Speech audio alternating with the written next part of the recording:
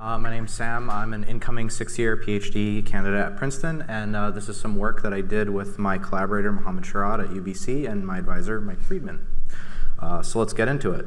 So GPUs started off as graphics coprocessors, and everyone's fairly familiar with this category of workload, and around 2007, they quickly transitioned to general-purpose compute devices, ranging from applications to machine learning and beyond. GPUs today are following the same trends that CPUs have followed, which is to say they've become easily cloud accessible, their prices are rapidly falling, and now there's growing excess capacity. And with growing excess capacity, we have to find ways to run more workloads on them and leverage their parallelism. Unfortunately, the state of GPU programming in 2023 is somewhat complicated. So let's say you start out with some workload and you want to accelerate it with a GPU. Your first bet is to use a DSL or a library to rewrite your application and get your performance wins. And examples of this include TensorFlow, PyTorch, DirectX, Vulkan, Halide, Tai-Chi-Lang, and there are many, many more really great DSLs. But what if your workload doesn't fit one of those DSLs? Well, then your next bet is you're off writing your own compiler, which everybody knows is the easiest thing ever, and you're gonna get right the first time. Not really. It turns out that building your own DSL or compiler can be quite challenging, and in many cases, your next bet is going to be to rewrite your program in a relatively low-level framework like CUDA, OpenCL, Cycle, AMD's ROCm platform. There are many of these. Now, the problem with CUDA and OpenCL and these associated low-level frameworks are that they're full of potential foot guns. And what I mean by this is that it's very easy to write a program that doesn't perform well or just crashes. Why is that?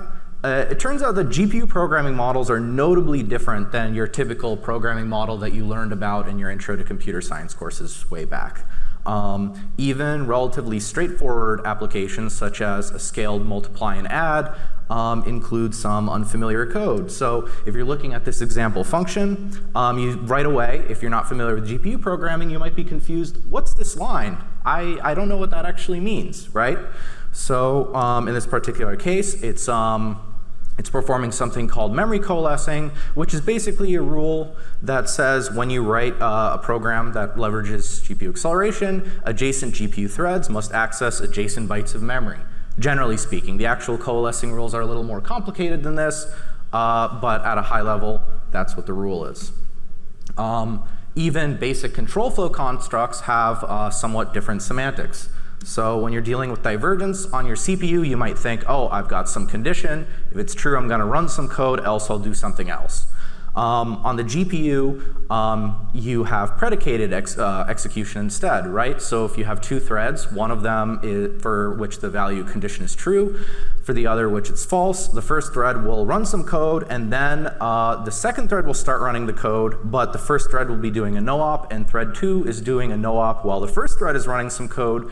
So what actually happens is the branches have serialized execution. So your performance goes in the toilet, unfortunately.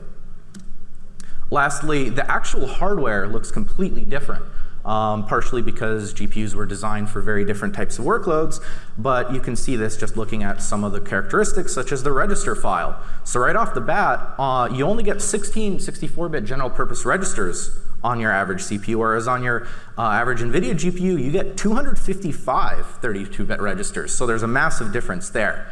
When you look at the total register file size, you quickly see that the NVIDIA T4 has a register file that's 40 times larger than your comparable CPU. And that Intel CPU is no small thing. I think it costs like 20 grand, so this isn't your average CPU. And this is including vector registers, of which tend to be very difficult to use on the CPU to begin with.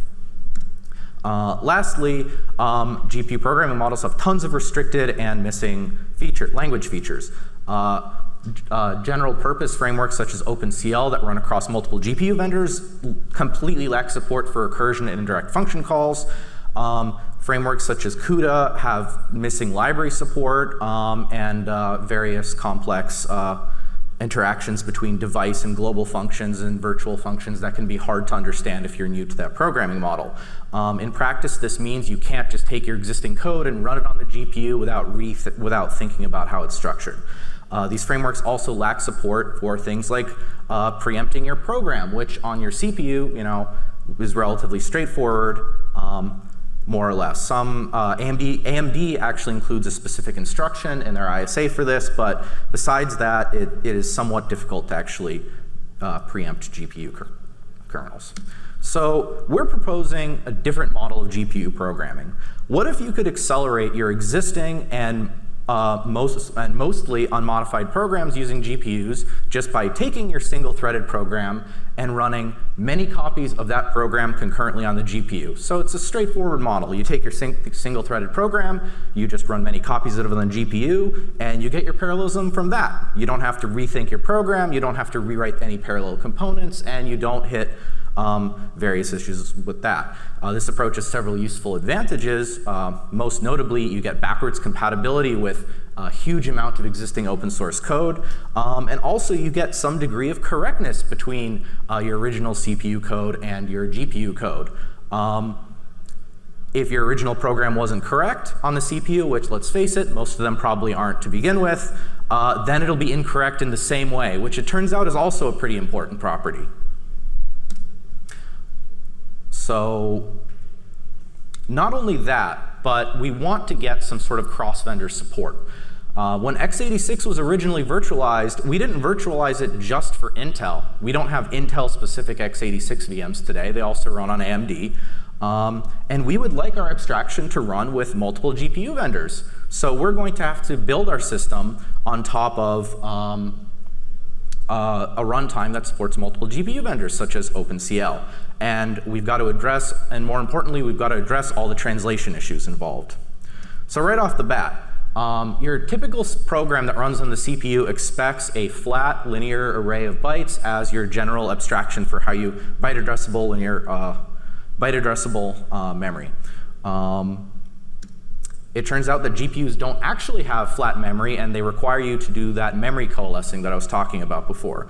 So in order to solve this, VectorVisor provides a memory interleaving. And what I mean by this is we take the entire address space of every single program that's running on the GPU, and we automatically put the adjacent bytes of the corresponding VMs next to each other in memory. So in this example, if we have a 1-byte interleave, byte 0 for both VMs in this two-thread example are actually next to each other in memory.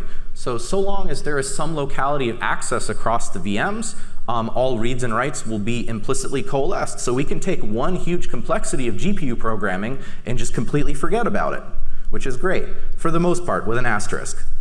It turns out random access still won't be great, but the great thing about programming is that random access was never particularly great to begin with on CPUs. So a lot of existing open source code tries its best to not do this. We perform this interleave using some relatively straightforward pointer arithmetic, which actually also provides us with some degree of memory isolation for each VM by construction, leveraging some properties of our intermediate representation, which we're going to get into, WebAssembly. So right off the bat, WebAssembly is an IR. What's going on? It's got web in the name. It's not GPU assembly, right? Now, it turns out that WebAssembly has some really nice properties that we're going to get into. The first of which is we can support a whole bunch of languages. Right off the bat, you get C, C++, Rust, and even Go support. And there are several more languages that compile to WebAssembly as well. And instead of using WebAssembly as our actual execution format, as a lot of other systems do, we're actually going to be using it just as an IR, and we're going to be compiling to OpenCL so that we can support a wide range of hardware. So the first cool property about WebAssembly is that, unlike x86, it's a stack machine, and the values haven't actually been placed into registers yet. Remember before when I said that GPU has a register file 40 times larger? Well, we want to put as many values into those registers as we can, and since WebAssembly hasn't actually allocated any of them yet, it's relatively straightforward to just take all those local values and all those operations on the stack, and we'll just put them in GPU registers. The second really cool thing about WebAssembly is that it contains a lot of runtime modifications, which it turns out that those runtime modifications that were originally designed to get your backwards compatible programs running in your web browser are the same modifications you need to get your code running on the GPU. WebAssembly as a kind of container format has been noted before. Here we have a tweet from Solomon Hykes, who is one of the co-founders of Docker and also the CTO, I believe. Once tweeted that if WASM and WASI existed in 2008, they might not have even made Docker, right? So we're actually leveraging a lot of those container-like properties of WebAssembly when we use it as an IR just to get our programs all packaged together nicely and running on the GPU. Lastly, WebAssembly has some nice type hints and memory alignment operations. So for example, let's say we wanted to read a 4-byte value with our interleave. Well, it turns out that the alignment of this 4-byte read matters a lot. So if the 4-byte read was naturally aligned, we would only have to read one cell in this notation. So we only have to read 4 bytes. But in the 4-byte interleave, if that 4-byte read was we were reading from a 2-byte offset, we're actually going to have to read 2 cells. So we have to read twice as much memory in order to read that. We have to read 8 bytes in order to read 4 bytes. So that's not great. Thankfully, WebAssembly actually provides these type hints, and that allows us to optimize our read and write operations so that when we know that there is some alignment guarantees, we can actually leverage that and reduce the number of overreads and overwrites that we have to perform. Lastly, we have to solve a set of runtime problems, right? First and foremost, preemption. We want to run some program on the GPU, but occasionally we've got to do some I/O. And what that means is we've got to stop running on the GPU, go back to the CPU, and then continue running on the GPU. We also have some problems. Remember when we said we had to use OpenCL in order to get some cross-platform compatibility? Well, it turns out recursion and indirect function calls are explicitly prohibited in OpenCL. And it turns out pretty much every program uses some combination of these. So we've got to support them. So how are we going to do that? We're going to start off with this neat PL program transform technique called continuations or continuations passing style. At a super high level, we take a function, we add a parameter called the continuation, which represents the rest of the computation, and instead of just returning a value, we call the continuation. Here we have a slightly more complex example with a recursive multiply function. So this is still not what we want because we haven't solved any of the problems we've had yet. So we've got to use a slightly different program transform, specifically CPS with trampolines. So what is this actually going to do? Similar to CPS, we're adding that continuation, we're rewriting the control flow of our program a little bit, but instead of calling the continuation directly, we're going to wrap that continuation up somehow, and we're going to return a thunk. Then what we're going to do is we're going to repeatedly call that thunk using a while loop, something like this, and what that's going to do is it's going to take our computation and it's going to split it up into a bunch of intermediate steps. So now we've gotten the ability to preempt our program at arbitrary locations. And now, even more interestingly, recursive and indirect function calls can now be thought of as just iterations of a loop. So this gives us all 3 things that were originally missing and lets us actually run the programs that we wanted to run to begin with, which is great. Just for the PL people out there in the audience, these are pseudocode examples in Python, and they specifically used closures. We instead use a technique that's more similar to defunctionalization. Check out the paper for more details. So we have our continuation, so we can now take our program, run it on the GPU for a bit, run it, transfer control back to the CPU, and we have to execute some system call, and then transfer back to the GPU.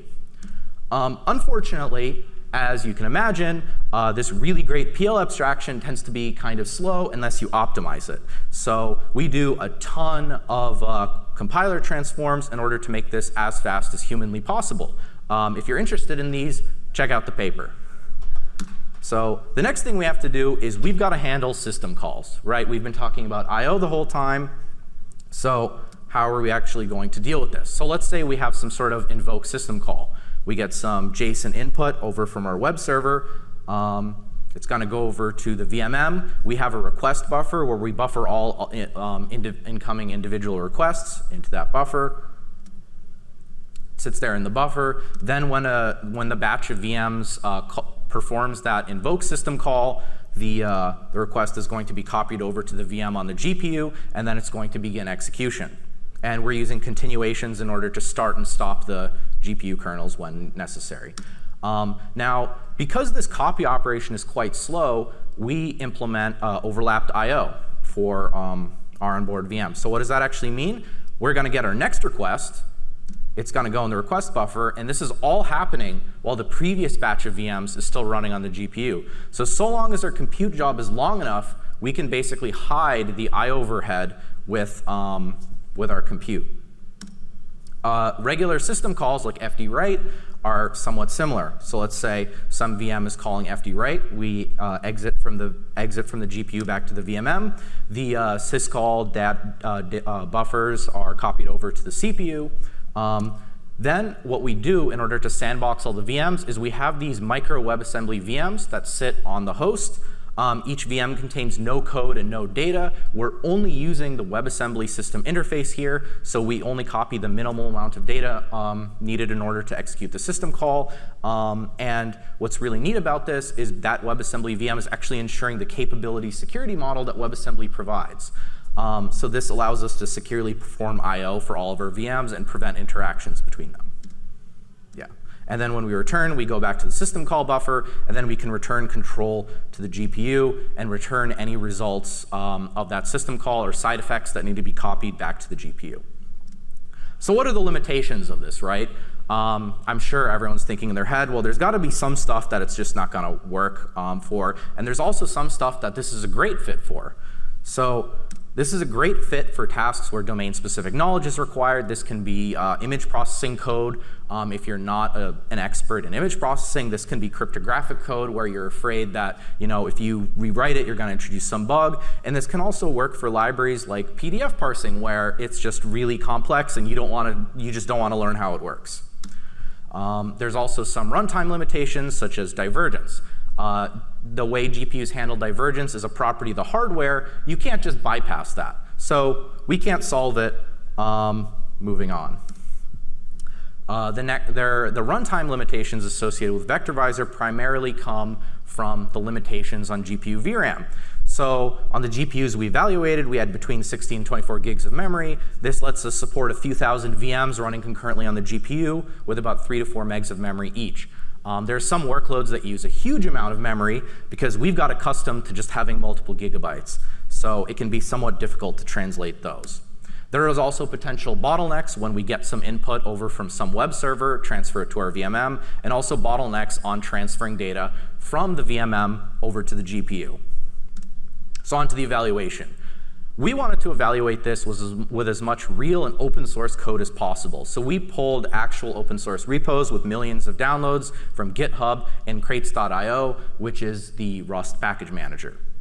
We wanted to select benchmarks that were difficult to manually rewrite. So one of our benchmarks actually involved PDF processing.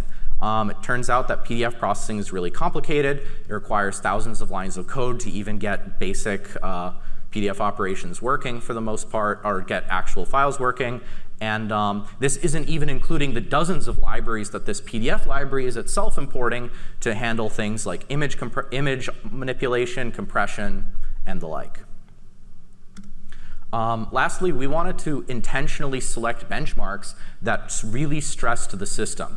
So we wanted benchmarks that were maximally divergent. We wanted benchmarks that evaluated bottlenecks on I/O inside of our VMM and transfer to the GPU, and also bottlenecks on memory throughput. So the first set of evaluations we did were based on throughput. So we have a whole host of benchmarks ranging from cryptographic benchmarks to image processing to more general tasks like histogram generation, compression, and string manipulation. On the y-axis, on the x-axis, we have our benchmarks. The y-axis, we have normalized throughput. So right off the bat, you can see the dotted black line is our compute optimized x86 64 baseline.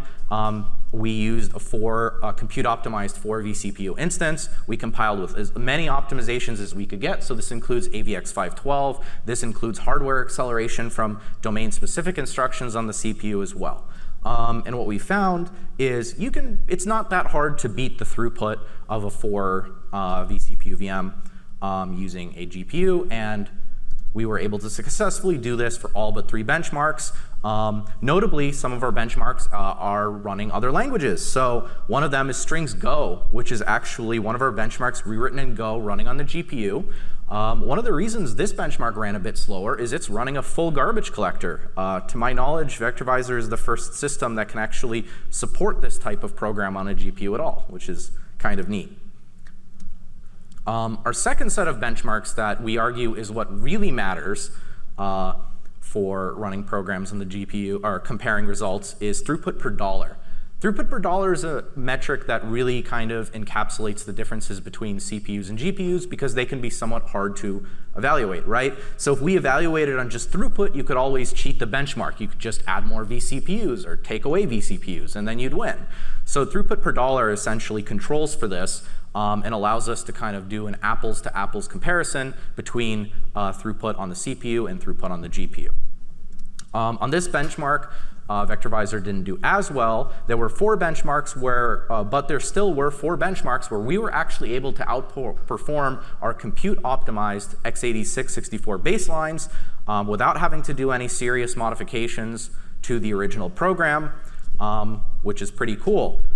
What's even cooler is that GPU technology has been moving so fast that since we ran these benchmarks, the actual cost numbers for the A10, if you purchase the GPU from Lambda Labs instead, is now 1.7 times better than what's actually in the paper, right? The hardware is getting so much better year over year because of all the machine learning work that's been going on that we basically get performance wins for free without having to do anything to our program, which is pretty cool.